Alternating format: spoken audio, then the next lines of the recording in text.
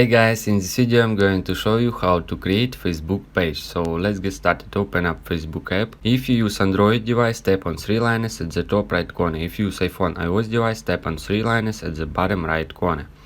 From now, any steps as for Android as for iPhone iOS device are the same. On this menu, find pages and proceed to pages. Here you will see create. Select create. In very bottom, tap on get started.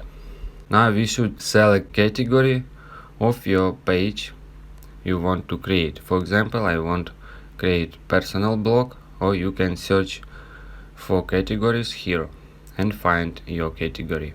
For example, I select personal blog, then tap on done, and in very bottom tap on next. Here you should enter name of your group. Then tap on done. Tap on next. Enter your website. If you don't have, mark this. Then tap next. You can add cover photo. Tap on add cover photo and add profile picture. When you finish, tap on done.